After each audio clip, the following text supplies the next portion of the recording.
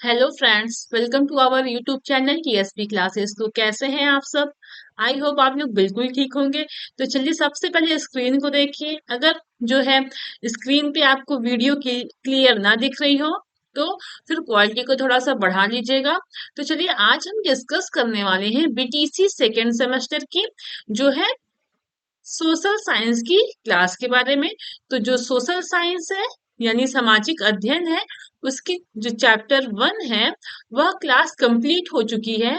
अगर आप लोगों ने वह क्लास नहीं की है तो प्ले लिस्ट में जाके आप चेक कर लीजिए, आपको सारी क्लासेस अरेंज व्यू में मिल जाएगी।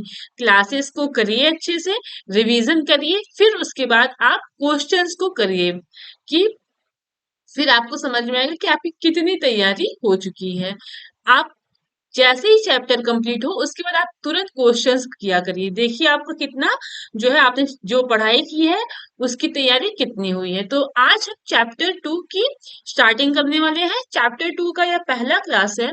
तो जो चैप्टर 2 है वह है गुप्त काल या वह गुप्त वंश या गुप्त साम्राज्य। ठीक, इसके पहले हम लोगों ने मौर्य काल के बारे में पढ़ा था। आज के चैप्टर में हम पढ़ेंगे गुप्त काल या गुप्त वंश कह सकते हैं या गुप्त साम्राज्य कह सकते हैं। ठीक, सबसे पहले देख लीजिए कि गुप्त काल को जो है क्या बोला जाता था। ठीक है, देखिए भारतीय इतिहास में गुप्त काल को स्वर्ण युग या गोल्डन एज कहा जाता है। ठीक है, जो आपका गुप्त काल है उसको गोल्डन एज या स्वर्ण युग कहा जाता है। अब यह क्यों कहा जाता है वो तो आगे हम पढ़ेंगे ही, फिर भी एक बार आप समझ लीजिए कि इसे गोल्डन एज या स्वर्ण युग क्यों कहा जाता था। क्योंकि पता है आप लोगों को इसमें क्या हुआ कि साहित्य से लेकर विज्ञान प्रौद्योगिकी तक, ठीक, मूर्ति कला, अभिलेख, स्थापत्य कला, सभी की स्थापना हुई। ठीक, इस काल में क्या हुआ फिर से समझिएगा, साहित्य की, स्थापत्य की और मूर्ति कला या किसी भी जो है आपका विज्ञान प्रौद्योगिकी या खगोलीय शास्त्र या साहित्य, सबसे सबका विकास हुआ। ठीक, इस वजह से इसको क्या कहा गया है, स्वर्ण युग कहा गया है। ओके, आइए देखते हैं आगे, पॉइंट की तरफ बढ़ते हैं। मौर्य साम्राज्य के पतन के बाद, इसके पहले हम लोगों ने मौर्य साम्राज्य पढ़ा था। मौर्य साम्राज्य का पतन कैसे हुआ वो भी आप लोगों ने पढ़ा था। उसके बाद देखते हैं उसके बाद की स्टोरी क्या है। ठीक है, मौर्य साम्राज्य के पतन के बाद भारत में राजनैतिक इतिहास में एकता का अंत हो गया। जब आपका मौर्य साम्राज्य का पतन हो गया या नष्ट हो गया मौर्य साम्राज्य, उसके बाद क्या हुआ कि जो आपका इतिहास मतलब राजनैतिक इतिहास था, मतलब राजनीति जो भी था, उसमें क्या हुआ, पहले तो मौर्य साम्राज्य में आपको पता है कि कितनी एकता थी, है ना। सॉरी, मौर्य साम्राज्य के पतन के बाद क्या हुआ कि भारत में जो एकता थी वह खत्म हो गई। ठीक, उसके बाद जो है जब गुप्त शासक आए या गुप्त वंश शुरू हुआ, उन्होंने फिर से स्थापित किया, मतलब कि जो एकता का अंत हो गया था मौर्य साम्राज्य के पतन के बाद, उसको फिर से जो है स्टार्ट आपके गुप्त शासक ने किया था। देखिए गुप्त साम्राज्य का प्रारंभ 275 ईस्वी में हुआ था। गुप्त साम्राज्य का जो है प्रारंभ कब हुआ, 275 ईस्वी। और जो आपके गुप्त साम्राज्य के संस्थापक हैं वह श्री गुप्त थे। ठीक, यह क्वेश्चन पूछता है कि जो है गुप्त साम्राज्य के को स्थापना किसने किया था, तो श्रीगुप्त थे। ओके, गुप्त साम्राज्य का अंतिम शासक विष्णुगुप्त थे। यह क्वेश्चन बहुत पूछता है, फर्स्ट या तो पूछेगा या तो फिर लास्ट पूछता है। ठीक, बाकी जो इंपॉर्टेंट होते हैं वो तो पूछते ही है। कभी कभी यह भी क्वेश्चन पूछता है कि इस साम्राज्य को स्थापित कौन किया था, इस साम्राज्य का अंतिम शासक कौन था, ऐसे क्वेश्चंस बनते हैं। अब देखिए गुप्त वंश का पतन 550 ईस्वी के लगभग हो गया था। मतलब 275 ईस्वी में स्टार्ट हुआ श्रीगुप्त के द्वारा और पतन इसका हुआ था 550 ईस्वी। और अंतिम शासक कौन थे, विष्णुगुप्त। ओके, मौर्य वंश के बाद तीसरी शताब्दी ईस्वी में तीन राजवंशों का उदय हुआ, जिसमें मध्य भारत में नाग शक्ति, दक्षिण में वाकाटक तथा पूर्वी में गुप्त वंश का। मौर्य वंश के बाद जब जो है तीसरी शताब्दी स्टार्ट हुई तो उसमें तीन राजवंश हुए। कितने हुए? तीन। जिसमें क्या हुआ? मध्य यानी मिड में जो है वो कौन थे? नाग शक्ति, ठीक। और पूर्वी में कौन थे? आपके गुप्त वंश, ओके। और उसके दक्षिण में कौन थे? वाकाटक, ठीक। अब आते हैं गुप्त वंश में, देखते हैं कि कौन कौन से बहुत मुख्य राजा या बहुत जो इस वंश के बहुत प्रतापी राजा थे वो कौन कौन से थे, ओके। तो इस वंश में चंद्रगुप्त प्रथम, समुद्रगुप्त, चंद्रगुप्त द्वितीय, इनको विक्रमादित्य के नाम से भी जाना जाता है, चंद्रगुप्त द्वितीय को, स्कंदगुप्त जैसे प्रतापी राजा थे। जो आपके गुप्त वंश हैं उसमें जो है जो सबसे प्रतापी राजा वह थे, कौन कौन से हैं? चंद्रगुप्त प्रथम, फिर समुद्रगुप्त थे, और चंद्रगुप्त द्वितीय यानी विक्रमादित्य, और स्कंदगुप्त जैसे प्रतापी राजा थे। अब देखते हैं कि गुप्त वंश के शासक कौन कौन से हैं, किन्होंने कब से कब तक किया था शासन, देख लेते हैं। देखिए, सबसे पहले श्रीगुप्त। अभी मैंने आप लोगों को बताया कि 275 में गुप्त वंश का क्या हुआ था? स्थापना हुआ था। और किसने किया था? श्रीगुप्त ने। तो जो सबसे प्रथम शासक थे वह श्रीगुप्त थे, और उन्होंने ही क्या किया था? गुप्त वंश की स्थापना की थी 275 ईस्वी में। तो जो श्रीगुप्त का शासन काल है वह है 275 से लेकर 300 ईस्वी तक, ओके। सेकंड पे आते हैं घटोत्कच, ठीक। इन्होंने 300 ईस्वी से स्टार्ट किया अपना शासनकाल, और 319 ईस्वी में इनका शासनकाल समाप्त हो गया। और जो थर्ड है आपके हैं चंद्रगुप्त प्रथम, इन्होंने 319 से अपना शासनकाल स्टार्ट किया, और 328 ईस्वी में इनका शासनकाल समाप्त हो गया।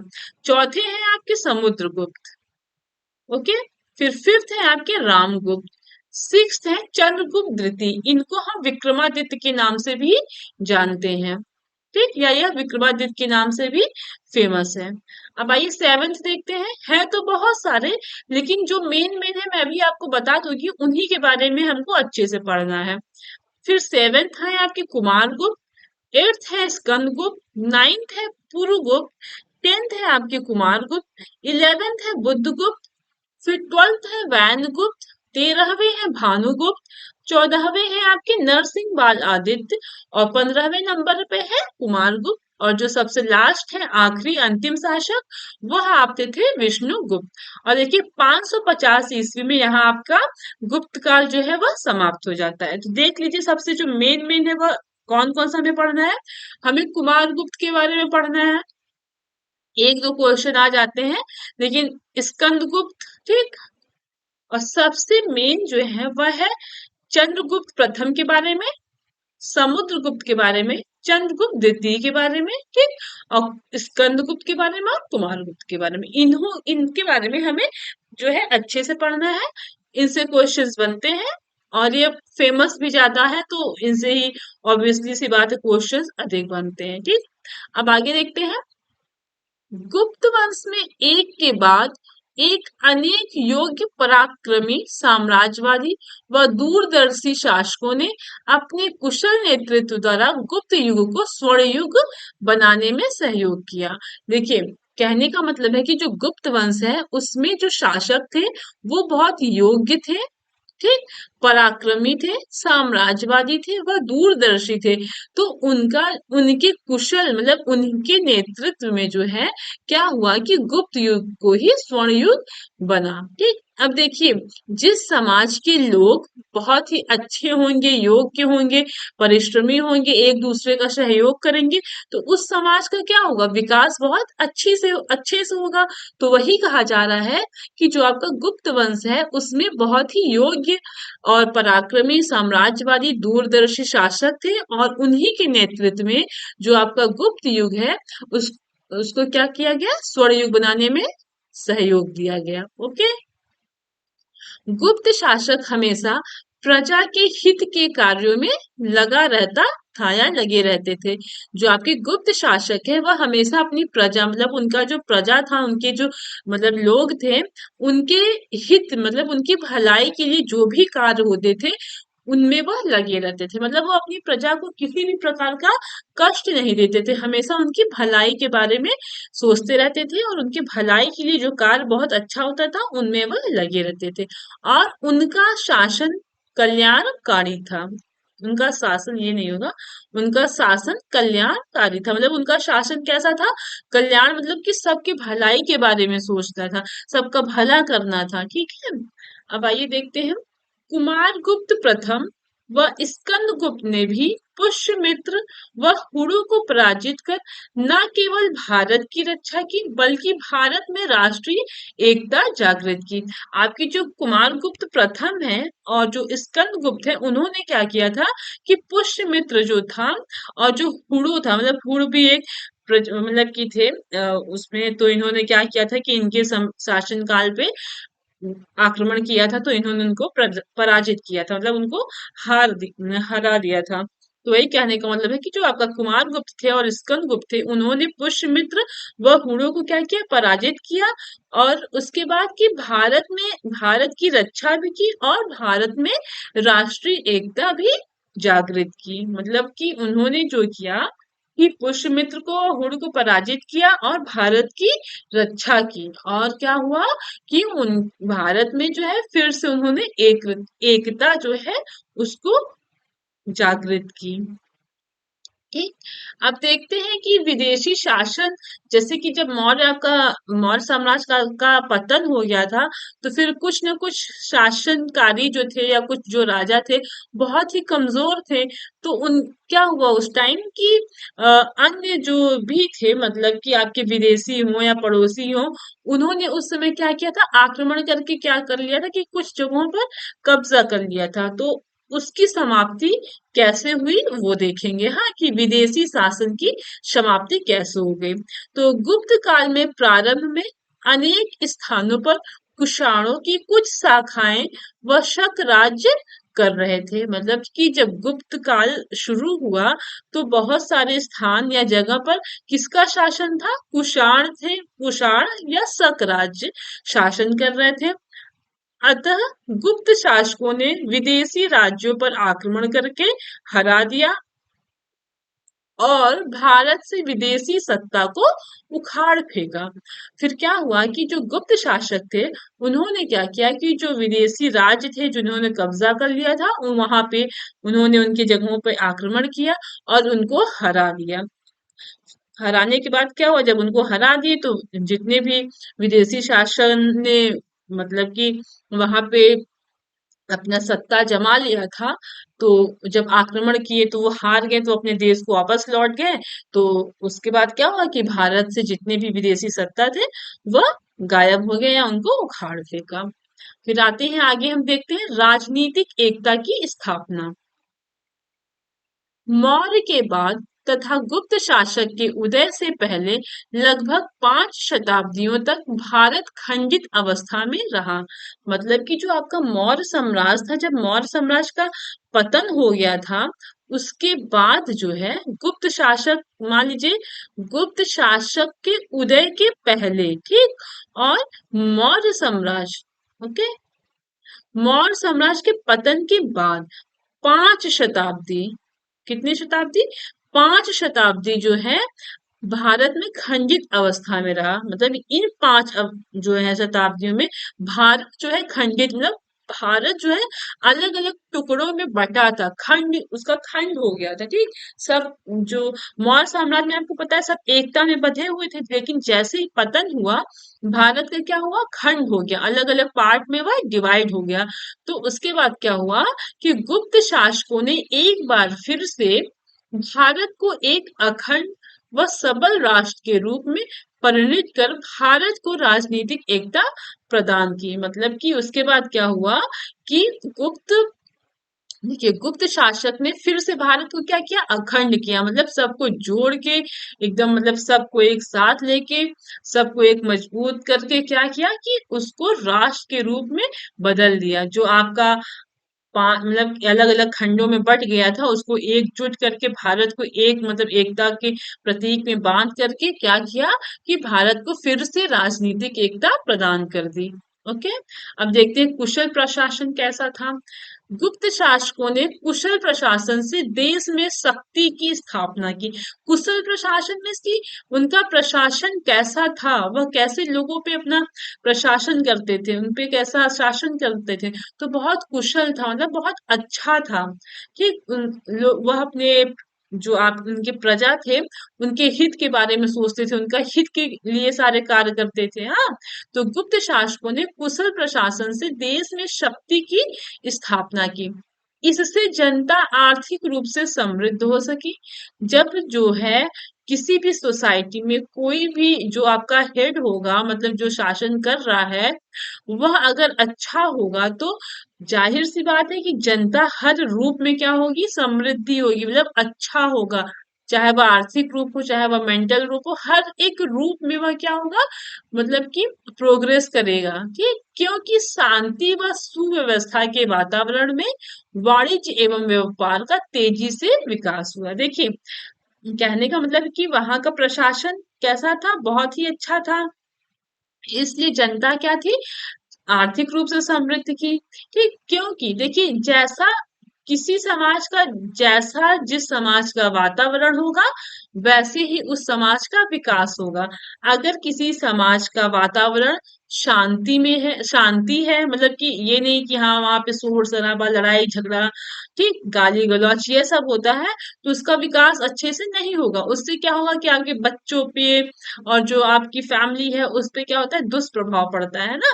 लेकिन अगर वहीं दूसरी जगह देखा जाए तो आपका समाज बहुत ही मतलब कि अच्छा है, लोगों से बहुत प्यार से रहता है, मिलजुल के रहते हैं, एक दूसरे का सपोर्ट करते हैं, और अच्छी व्यवस्थाएं हैं, गंदगी नहीं है, हर चीज का एक दूसरे से सहयोग होता है। तो उन सब का क्या होता है कि माइंड से भी वह, मतलब मानसिक स्थिति भी उनकी बहुत अच्छी रहती है, शारीरिक स्थिति भी अच्छी रहती है। तो जब उनकी सारी स्थिति सही होगा तो वह चाहे कोई व्यापार करे या कोई मतलब कि कंपनी में काम करे या कोई सर्विस करे, उनका क्या होता है, विकास होता है, अच्छे से डेवलप होता है। अगर आपका यहाँ पे सारा चीज निगेटिव है, लड़ाई झगड़ा गाली गलौज, किसी चीज की व्यवस्था नहीं है, गंदगी है, तो क्या होगा कि वो लोग अपने आपस में ही उलझे रहेंगे ना। तो वह क्या करेंगे, किसी भी चीज पे ध्यान ही नहीं दे पाएंगे, तो और जाहिर सी बात है उनका विकास ही नहीं हो पाएगा। तो वही कहा जा रहा है कि जो आपका गुप्त वंश था या गुप्त शासन काल था, वहां पे शांति रहती थी और सुव्यवस्था वातावरण था, इसलिए जो है वाणिज्य और व्यापार का विकास क्या होता था, तेजी से होता था। ओके। अब देखते हैं कि नैतिकता, वहां के लोगों की कैसी नैतिकता थी या वह कैसे उनका चरित्र था। देखिए, गुप्त कालीन लोग सदाचारी, शिष्ट, सत्यवादी, सात्विक, ईमानदार, उदार व अतिथि का आदर करने वाले थे। जनता में धर्म सहिष्णुता की भावना थी। अब देखिए, मनुष्य के अंदर जितने अच्छे गुण होने चाहिए, मुझे तो लगता है कि सारे गुण यहाँ गुप्त शासन काल में जो लोग थे उनके अंदर था। लोग सदाचारी थे, शिष्ट थे, सत्यवादी थे, सात्विक, सात्विक मीन्स मतलब मांस और मांसाहारी बिल्कुल नहीं थे, ईमानदार थे, उदार थे, और अतिथि का आदर करने वाले थे। ठीक, और जनता में धर्म सहिष्णुता की भी भावना थी। ओके, यह तो उनकी जो गुप्तकालीन लोग थी उनकी नैतिकता के बारे में हो गया। अब देखते हैं कि उनकी आर्थिक समृद्धि कैसी थी। ठीक है, गुप्त शासकों ने कृषि के विकास की ओर अधिक ध्यान दिया। जो गुप्त शासक थे उन्होंने क्या किया कि कृषि के विकास की ओर ज्यादा ध्यान दिया। क्यों? क्योंकि गुप्त काल में भारत एक कृषि प्रधान देश था। ठीक, क्यों? क्योंकि जब गुप्त काल का टाइम था, पीरियड था, उस समय जो भारत था वह कृषि प्रधान देश था। हालांकि आज भी हमारा देश कृषि प्रधान देश है, लेकिन उस समय जो है वो तो क्या था कि भारत एक कृषि प्रधान देश था, इसलिए जो है उन्होंने कृषि के विकास पे अधिक ध्यान दिया। गुप्त शासकों ने सिंचाई का उचित प्रबंध किया था। मतलब जब अब कृषि कर रहे हैं, खेती कर रहे हैं, तो सिंचाई की व्यवस्था तो वह करेंगे ही करेंगे। इस युग में भारत के अनेक देशों से व्यापारिक संबंध स्थापित हुए, जिससे वहां का स्वर्ण भारत कहा गया। देखिए, जब वह खेती किए या कृषि किए तो उसमें क्या हुआ, सिंचाई की भी प्रबंध था अच्छा खासा। तो उसके बाद उनका जो है वह ग्रोथ हो रहा था, जिसके कारण क्या हुआ कि भारत जो है अन्य देशों से भी क्या किया, अन्य देशों से भी व्यापारिक संबंध स्थापित कर लिया। और फिर उसमें उनको बहुत ही लाभ हुआ, जिससे क्या हुआ कि स्वर्ण भारत कहा गया। मतलब कि जो आपका कृषि का क्षेत्र था, उसमें भी इन्होंने क्या हुआ कि बहुत ज्यादा अचीवमेंट प्राप्त की, जिससे यह काल भी क्या हुआ, मतलब एक यह भी रीजन है कि स्वर्ण काल गुप्त काल कहलाया गया। हाँ, अभी मैंने आपको आगे ही बताया था गुप्त काल को स्वर्ण काल क्यों कहा जाता है, क्योंकि इसमें जो भी है, जितनी भी अच्छी चीजें हैं, सब इसी काल में हुई हैं, मतलब इसमें अधिकतर हुआ है। ओके, देखिए, गुप्त काल में जनता आर्थिक रूप से संपन्न व समृद्ध हुई। जो आपके गुप्त काल के जनता थे, वह आर्थिक मतलब होता है, मतलब कि इकोनॉमिक समझ लीजिए कि फाइनेंशियल कंडीशन से जो है क्या थे, वह संपन्न थे और समृद्ध थे। अब देखिए, साहित्यिक जो आपका है, साहित्य के मतलब साहित्य के फील्ड में उन्होंने किस तरह से उन्नति की, उसके बाद साहित्यिक स्रोत क्या क्या थे यह देखते हैं। गुप्त वंश के शासक तलवार के धनी होने के साथ स्वयं भी विद्वान थे। अब देखिए, गुप्त वंश के शासक तलवार के धनी का मतलब है कि वह शासन काल जो करते थे, मतलब कि जो दूसरों पे उन्होंने विदेशों के जो भी आक्रमणकारी थे उनसे वह लड़ाई किए या युद्ध किए, जो भी मतलब युद्ध किए, और उसके बाद उनको उन्होंने मार भगाया। तलवार के धनी का मतलब यही है कि वह आक्रमणकारियों को जो मतलब जो युद्ध में भी वह क्या थे, अच्छे थे, लेकिन उसके साथ साथ वह विद्वान भी थे। मतलब उनके शासन काल में कुछ लोग जो है क्या थे, विद्वान भी थे, और विद्वानों को आश्रय और वह प्रोत्साहन भी देते थे। ठीक, मतलब जो विद्वान थे उनको रहने के लिए आश्रय मिस होता है कि रहने के लिए स्थान देना, प्रोत्साहित मिस होता है कि उनको और प्रोत्साहन मतलब कि प्रोग्रेस के लिए उनको क्या करना, मोटिवेट करना। कि गुप्त काल साहित्य की दृष्टि से चरम उन्नति पर पहुंच गया। जो गुप्त काल था वह साहित्य की दृष्टि से, मतलब साहित्य की नजरिया से अगर देखा जाए तो बहुत उन्नत किया था। ठीक, अब देख लेते हैं गुप्त कालीन भाषा कैसी थी। जो आपकी गुप्तकालीन भाषा थी वह थी संस्कृत। ठीक, गुप्त वंश की राजकीय भाषा संस्कृत थी। अब देखिए, जो आपका ये है ना साहित्यिक स्रोत, वह कौन कौन से, मतलब कि उसका साहित्यिक स्रोत क्या क्या था, उसको हम वन बाय वन देख लेते हैं। सबसे पहले तो धर्मशास्त्र। ठीक, देखिए, धर्मशास्त्रों